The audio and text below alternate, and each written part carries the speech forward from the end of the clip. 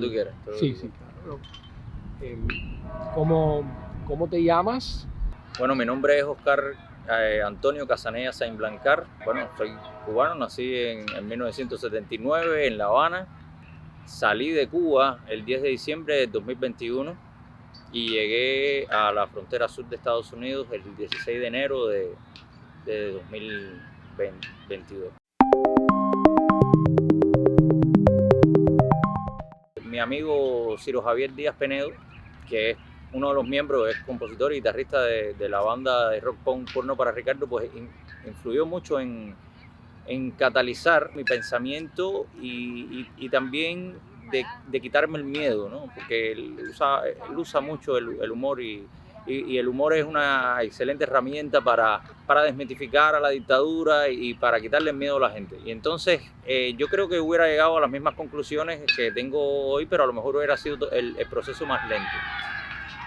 No sé si ayudar al grupo Porno para Ricardo durante los conciertos, una de las cosas que sobre todo en la juventud se disfrutaba más era pues lograr que se dieran los conciertos de Porno para Ricardo a pesar de la censura y de la persecución de la policía política, ¿no? La mayoría de los conciertos no se lograban dar, pero algunos sí se daban y quedaban muy bien, eran victorias, ¿no? No sé, a lo mejor va y eso, digamos, fue la génesis, así empezó todo. Cuando yo regreso, yo hice una beca en Suiza del 2009 al 2011 y cuando regresé de Suiza vine aún más, no solamente vine con más recursos, material económico, y pude ayudar a personas que estaban en el activismo, sino que también vine aún más seguro y más claro de mis ideas, porque pues me moví en toda Europa, ¿no? Y en Europa hasta pude participar en manifestaciones de la sociedad civil. Ya ahí pues yo creo que digamos ayudar a activistas como el mismo grupo Porno para Ricardo, o sea, a Movimiento Somos Más también lo ayudé, y después a Luis Manuel y a Yaneli, que conocí sobre el 2015-2016, pues ya eso es activismo. A mí directamente la policía política comienza a citarme, a amenazarme en 2013, a finales de 2013, en diciembre. Y a partir de ahí muchos me consideraron un activista político por el simple ejemplo de defender mis derechos laborales. Mal ejemplo para la dictadura y por eso es que ellos me reprimieron y terminaron expulsándome en el 2016, pero ellos necesitaban primero fracturar mi unión a Ciro y a los amigos de Ciro. Ellos me exigieron terminar mi amistad con Ciro, con Gorky, con los miembros de Estado de SAT, a los cuales también pues yo ayudaba. Alía Villares, a la que admiro y quiero muchísimo. Ciro, Alía, ellos tratan de buscar divisiones entre las personas. Y la otra cosa que ellos buscaban es, por supuesto, dar un escarmiento para que nadie reprodujera este mismo comportamiento que yo tenía de enfrentarme, ¿no?, a la dictadura y de denunciar. El saber que yo estaba impartiendo clases de inmunología desde el 2006, estaba investigando cáncer y al ver lo que sucedía en el país, al ver que se iba mi familia para afuera, mis amigos, yo sabía que había que hacer algo y que la situación estaba muy mal, ¿no? Entonces yo no podía dormir tranquilo, aunque mi situación en particular fuera, sobre todo después que regresé de Suiza, mucho más cómoda que la del cubano promedio. No me sentía bien y de hecho yo creo que a lo mejor hasta fui más infeliz cuando regresé de Suiza, no solamente porque tenía más conciencia, sino porque cuando regresé de Suiza faltaban muchos amigos, empezaron a irse. La otra cosa es que estando en Cuba, estando en Suiza y comunicándome desde allá con muchos amigos, me di cuenta que por lo menos mi generación, casi el 100%, pues pensaba igual que yo. O sea, criticaba el régimen y querían un cambio hacia la democracia, hacia la diversidad ideológica y hacia las libertades económicas. Y cuando regresé de Suiza hacia Cuba en 2011 también noté lo mismo, no solamente con gente de mi edad, sino con todo el espectro de todos los grupos etarios, ¿no? O sea, era una cosa general. Digamos que eso fue la forma en que yo decidí, y fue lento, poco a poco.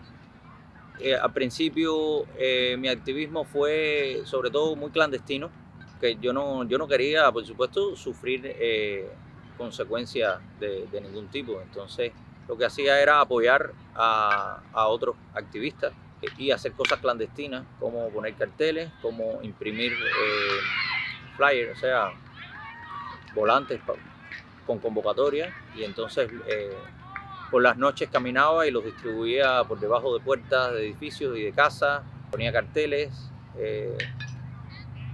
distribuía una cosa que le llamamos el paquetico, que era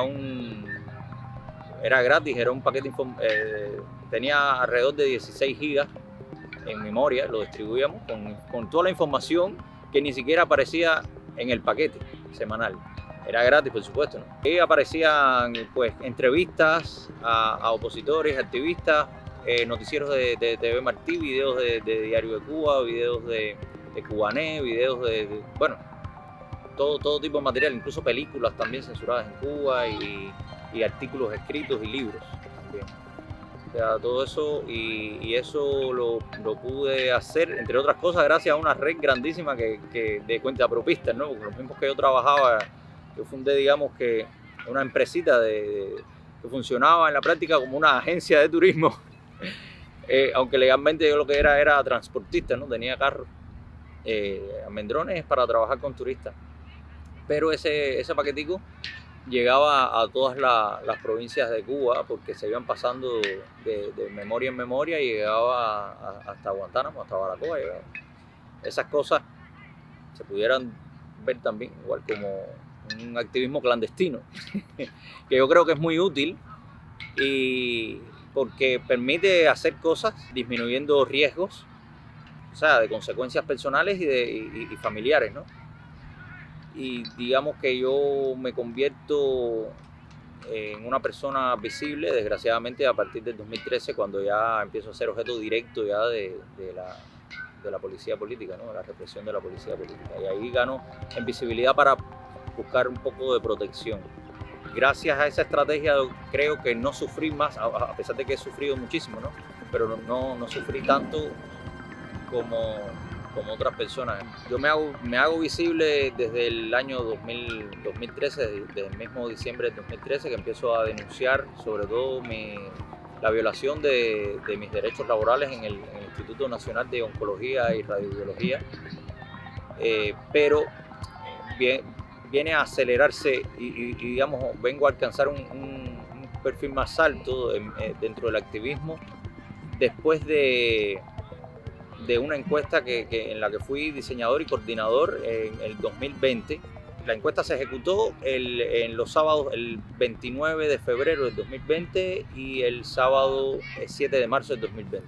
Y entonces ahí los resultados fueron encuestados más de 4.000 personas y el 73.7% de esas personas encuestadas en prácticamente toda Cuba querían un cambio radical. O sea, estaban de acuerdo con que existieran más partidos políticos, además del Partido Comunista, y además prácticamente el 100% de las personas encuestadas querían libertad de mercado. O sea, querían que existiera en Cuba empresas privadas de todos los tamaños. Antes de ese 2020, ahora recuerdo la marcha por los derechos LGBT, donde fui tristemente conocido porque me recibí una lesión, que todavía tengo secuelas aquí, tengo una callosidad ósea y perdí la simetría de mi rostro, ¿no? De mi cara, de mi frente. represores violentos de la policía política, pues me partieron la cabeza y me golpearon. No sé con qué, todavía no sé con qué objeto utilizaron, si fue una pistola o una manopla.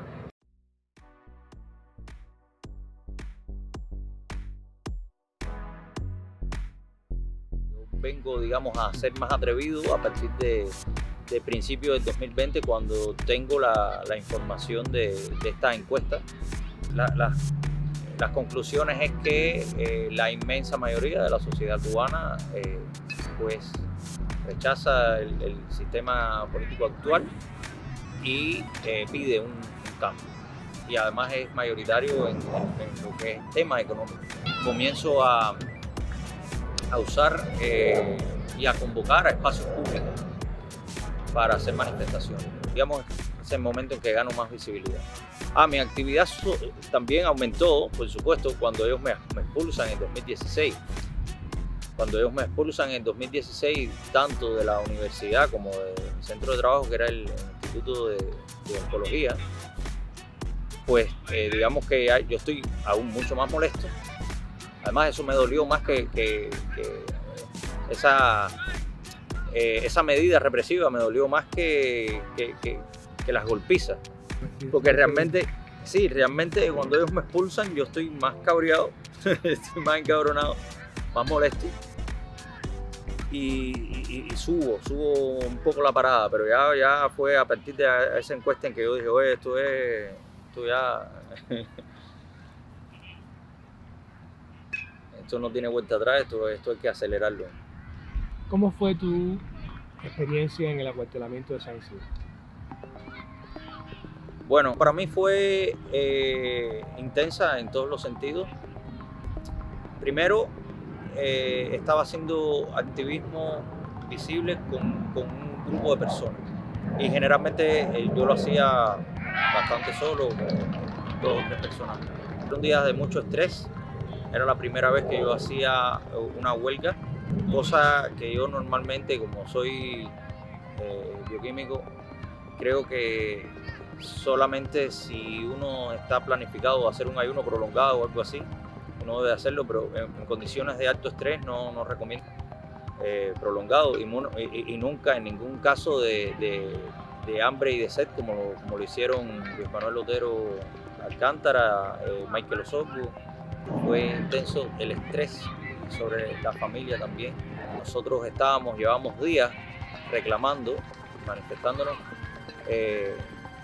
buscando hacer presión para la liberación del encarcelamiento de Denis Solís González, que es una persona, un cuentapropista que había organizado una huelga de visitaxeros unos años atrás. Y Denis además era miembro del Movimiento San Isidro, era un cantante. Pues eso, los primeros días estábamos haciendo esas reclamaciones, esas manifestaciones. Las consecuencias eran que nos detenían con violencia, nos interrogaban, nos metían en calabozo y dormíamos una noche en calabozo y al otro día nos soltaban.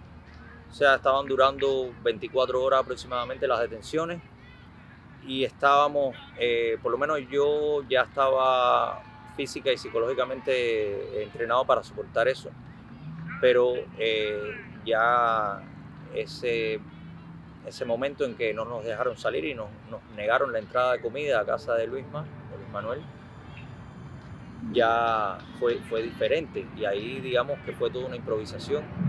Por otra parte, en mi vida las consecuencias fueron devastadoras porque a partir de ahí yo pasé más días en Cuba sitiado, sin poder salir de mi casa, que en libertad. Inmediatamente después de ese día, fueron 15 días en mi casa, pues sin poder salir, con una patrulla afuera, con policías y con 2 motos con los agentes vestidos de civil de la policía política. A ver, yo decidí el día 24 de noviembre pues abandonar la huelga y abandonar el espacio, fundamentalmente por presiones de mi esposa y de mi niño chiquito, de Pablo, realmente quería salvar mi matrimonio y quería darle estabilidad de todo tipo a mi familia, a mi esposa y a mi hijo. Y cuando yo decidí hacer eso, pues fui atacado por muchas personas que, bueno, algunos dijeron que si yo era agente de la seguridad del Estado. La vida del activista en Cuba es bastante incomprendida y bastante difícil.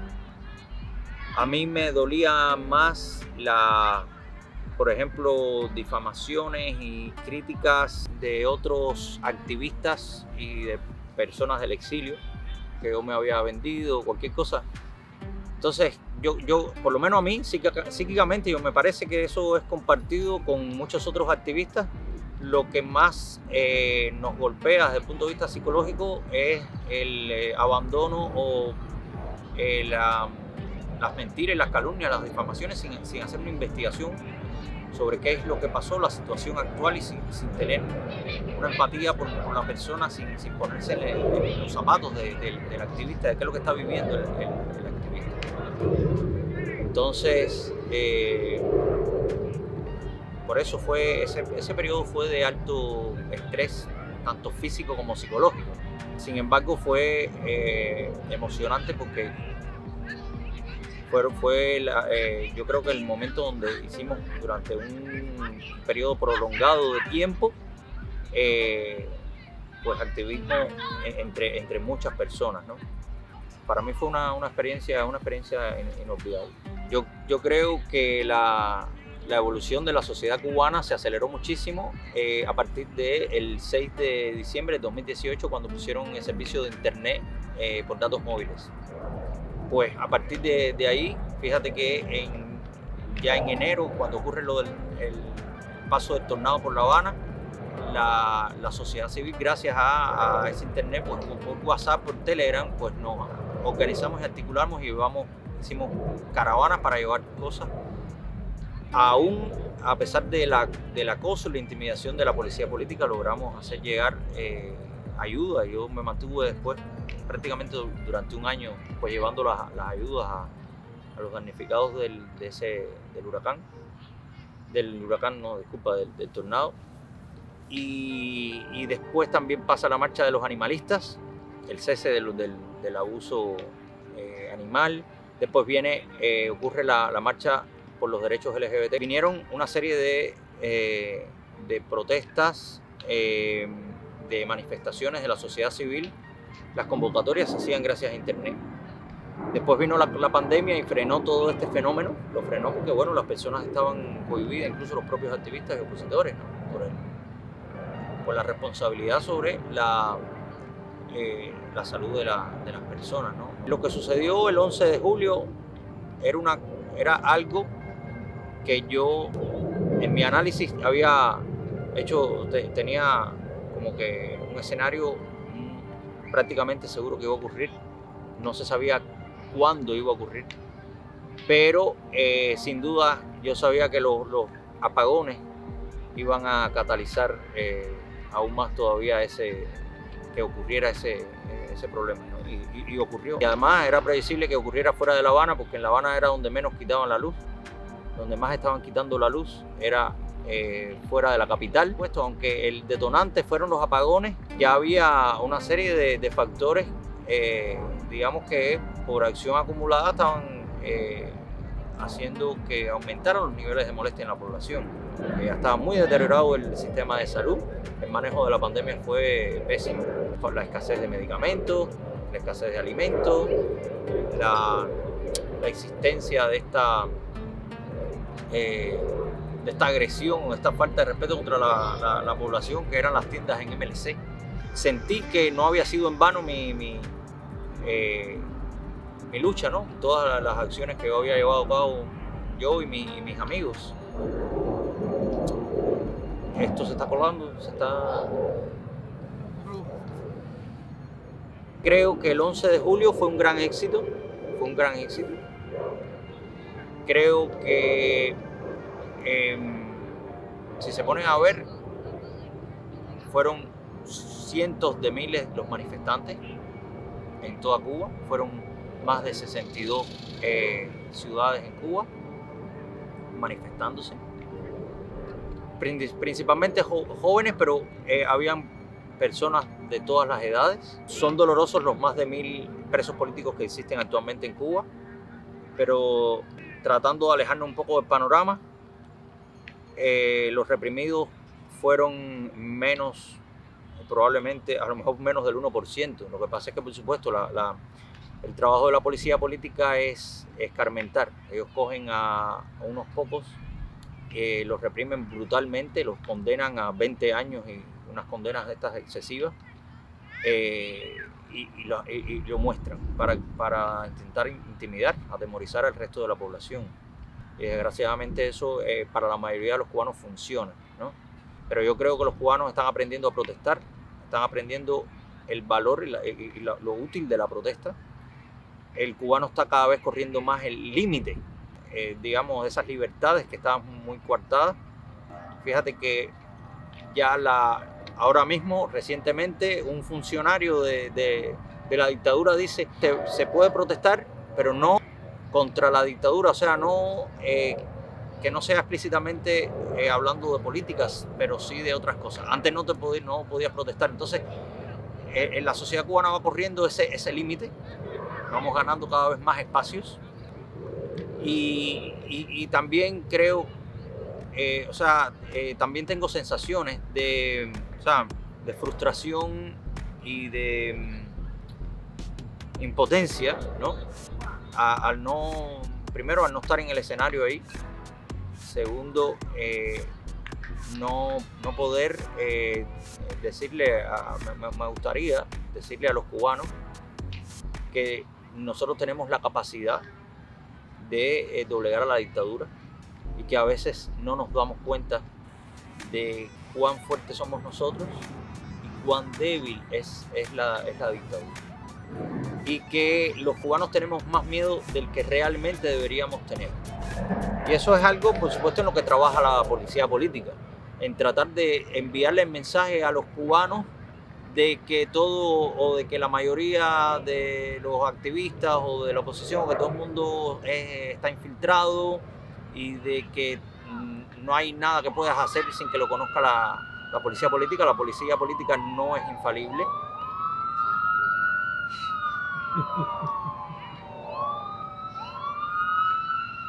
Nos vienen a buscar. ¿Ya? La policía política no es infalible, hay muchas cosas que se pueden hacer, y además yo lo pude llevar a cabo, o sea, yo por mi propia experiencia se los digo. Hay muchas cosas que se pueden hacer sin que se entere la policía política. Yo organicé huelgas de transportistas en Cuba y nunca se enteraron. A mí me reprimieron fundamentalmente por las acciones visibles. Nunca detectaron ninguna de las acciones que hice de forma clandestina. Ellos buscan eso. Y sin embargo, la sociedad cubana todavía no ha explotado el potencial que le da Internet para organizarse, para articularse y formar grupos, y hacerlo de forma inteligente. Todavía no ha explotado ese potencial, fundamentalmente por el freno de la intimidación y la desconfianza que está tratando de generar la policía política en la sociedad cubana. Y además la policía política trabaja mucho lo que es el desánimo y la desinformación. Yo te voy a poner 2 ejemplos vividos. Uno de ellos es el mismo 11 de mayo, ¿no? Fue del 2019, cuando la marcha LGBT. A mí me llevan para la estación de la PNR de San Gidragones. Cuando estaba dentro del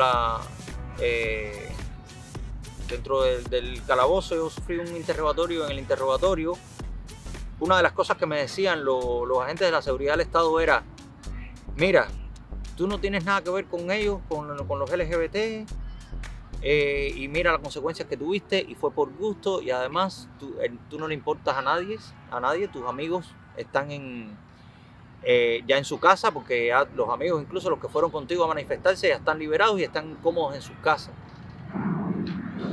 Y tú no les importas a nadie, solamente a tu familia.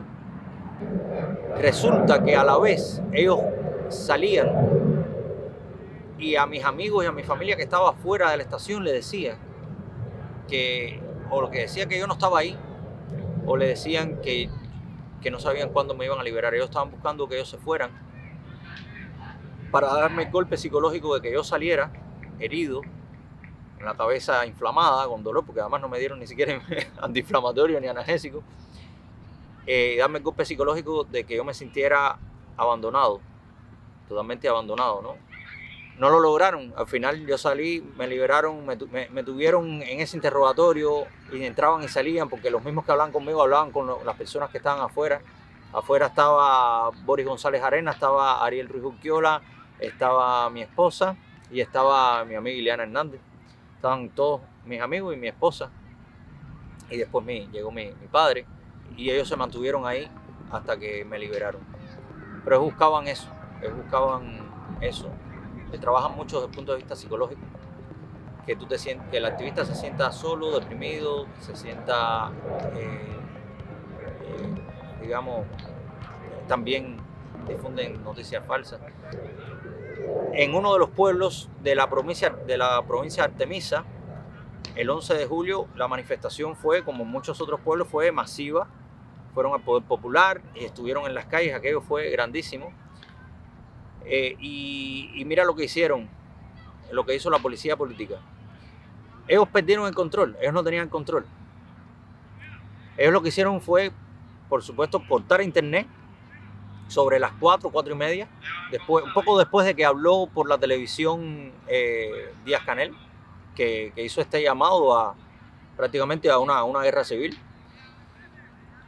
Después que quitan internet, ellos simplemente esperan a que la gente se canse y empiezan a regar la bola en la población, dentro de la población, con los agentes encubiertos de que ese era el último pueblo que estaba protestando y que estaban mandando el ejército a reprimir al pueblo.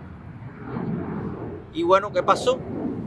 Que como la gente la sociedad no está entrenada y además faltan líderes. Ojo, yo soy bastante antilíder. Faltan líderes clandestinos o de poca visibilidad que le hablan los ojos a la población y le digan: no señores, no crean en nada de eso. O sea, esto es parte de la desinformación. Pues la gente cogió miedo y se fue. Pero simplemente en muchos pueblos pasó eso. Ellos apostaron a que la gente simplemente se cansara. Apostaron con la desinformación, apostaron con reprimir a uno o dos, y generalmente en muchos lugares no reprimieron siquiera, simplemente esperaron que la gente se cansaran y apostaron por esta desinformación de que va a venir el ejército a reprimirlo. Y la gente pues se fue a su casa. Pero realmente ellos habían perdido el control. La dictadura ese día perdió el control en muchos lugares. En otros lugares lo que hizo fue reprimir a un porcentaje muy pequeño, pero que sirviera de escarmiento para intimidar al resto de la población. Pero la sociedad, el pueblo cubano debe estar consciente de que ellos somos más numerosos y de que realmente si decidimos llevar a cabo acciones de resistencia prolongadas en el tiempo, al final vamos a ganar y ellos no pueden con nosotros. El problema es que ellos todavía logran confundirnos, ¿no? Y logran darnos esa inseguridad en los métodos de resistencia civil. Perfecto.